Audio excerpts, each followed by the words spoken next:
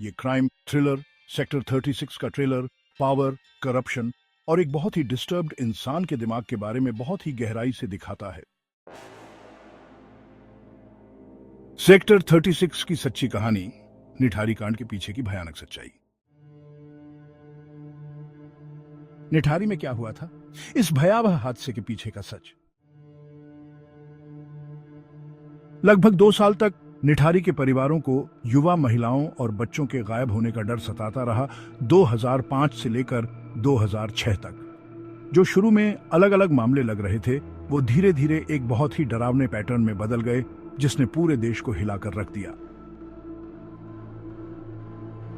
Indian express की 29 दिसंबर 2006 की एक रिपोर्ट के अनुसार निठारी के 2 रहने वाले जब्बू लाल और पप्पू लाल को एक घर के पीछे पानी की टंकी के पास इंसानी अवशेष मिले। इसके बारे में आगे बात करेंगे। उनका कहना था कि ये अवशेष उन बच्चों के हैं जो गांव से रहस्यमय तरीके से गायब हो गए थे। ऐसा लगता है कि निठारी के कई लोगों ने अपने बच्चों के गायब होने की रिपोर्ट पहले भी कई बार दर्ज कराई थी, लेकिन स्थानीय पुलिस ने उनकी बातों को अनसुना कर दिया। आखिरकार उन्होंने रेजिडेंट वेलफेयर एसोसिएशन RWA के पूर्व अध्यक्ष SC मिश्रा से संपर्क किया। उनकी मदद से उन्हें एक सड़ता हुआ हाथ मिला, लेकिन यह तो सिर्फ शुरुआत थी।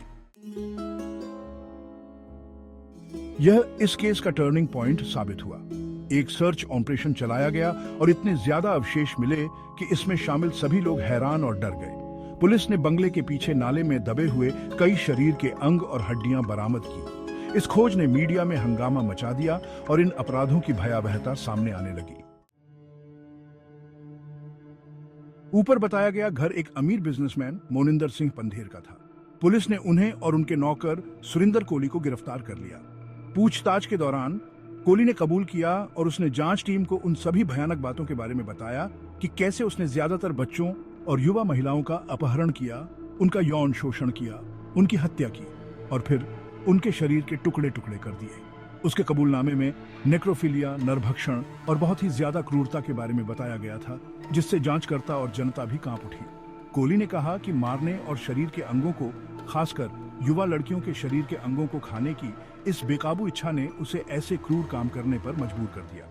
दोनों आरोपियों को ब्रेन मैपिंग, पॉलीग्राफ टेस्ट और नार्को एनालिसिस के लिए भेजा गया। कोहली ने हत्याओं को कबूल किया और बताया कि उसने कैसे उन्हें अंजाम दिया। पंधेर औरतों के पीछे भागने वाला और डिप्रेशन में पाया गया, लेकिन यह नहीं पाया गया कि उसने सीधे तौर पर अपराधों में हिस्सा लिया था। भारत सरकार के बढ़ते दबाव के बाद उत्तर प्रदेश सरकार ने हत्याओं की जांच केंद्रीय जांच ब्यूरो को सौंप दी। 11 जनवरी 2007 की रात को ट्रांसफर लागू होने से पहले दोनों आरोपियों को मुंबई में केंद्रीय जांच ब्यूरो के मुख्यालय ले जाया गया। CBI की जांच में पंधेर के घर के बाहर नालियों में 3 और खोपड़ियां और कुछ मानव अवशेष मिले। अवशेषों को कुछ निजी सामानों के साथ सील कर दिया गया, जिन्हें पीड़ितों का माना जाता था, और जांच के लिए फॉरेंसिक प्रयोगशालाओं में भेज दिया गया। केंद्रीय जांच समिति ने पिछले 2 वर्षों में गुमशुदा लोगों के मामलों को गलत तरीके से निपटाने के लिए स्थानीय पुलिस की भी आलोचना की। पॉलीथीन बैग में मानव धड़ के हिस्सों की खोज ने जांचकर्ताओं को अवैध अंग व्यापार से जुड़े होने की संभावना को नकारने के लिए मजबूर किया। कोहली को एक साइकोपैथ किलर माना गया और ऐसा लग रहा था कि पंधेर का हत्याओं से कोई लेना देना नहीं था। CBI द्वारा जब्त की गई शराब की बोतलें, 1-2 नाली वाली बंदूक और खून से सने कपड़े विस्तृत जांच के लिए भेजे गए। नवंबर 2007 में सुप्रीम कोर्ट को इस संभावना के बारे में बताया गया कि एक पीड़ित के रिश्तेदार द्वारा आरोप लगाए जाने के बाद CBI पंधेर को बचाने की कोशिश कर रही थी। 12 फरवरी 2009 को गाजियाबाद की एक अदालत ने मोनिंदर सिंह पंधेर और सुरिंदर कोहली को 2005 में रिंपा हल्दर की हत्या का दोषी ठहराया। 13 फरवरी 2009 को एक बहुत ही रेयर केस में दोनों को मौत की सजा सुनाई गई। बाद में कोहली को कई अन्य हत्याओं के लिए मौत की सजा सुनाई गई। 10 सितंबर 2009 को इलाहाबाद हाई कोर्ट ने पंधेर की सजा रद्द कर दी। फरवरी 2011 में भारत के सर्वोच्च न्यायालय ने कोहली की मौत की सजा को बरकरार रखा, लेकिन बाद में उसकी दया याचिका में देरी के कारण उसे आजीवन कारावास में बदल दिया गया। कोहली को बाद की सजाओं में फिर से मौत की सजा सुनाई गई, जिसमें से सबसे नई सजा 2019 में सुनाई गई। 16 अक्टूबर 2023 को इलाहाबाद उच्च न्यायालय ने अपराधों का पता चलने के 17 साल बाद मोनिंदर सिंह पंधेर और सुरिंदर कोहली को सीरियल किलिंग से संबंधित सभी आरोपों से बरी कर दिया।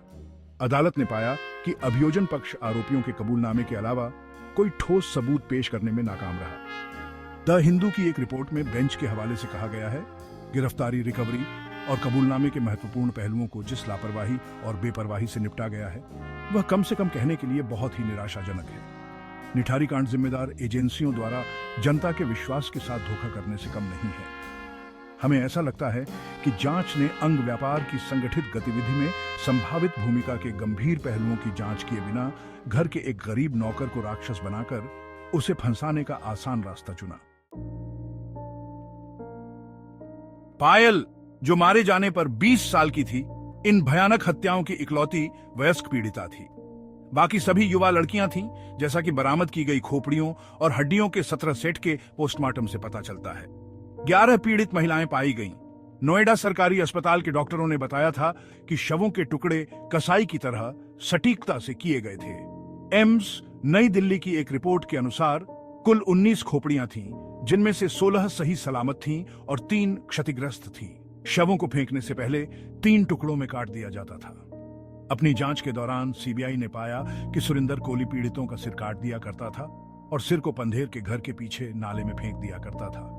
अंतड़ियों को पॉलिथीन बैग में रखा जाता था और इसी तरह फेंक दिया जाता था ताकि अपराध का पता लगाने वाला कोई निशान न रहे।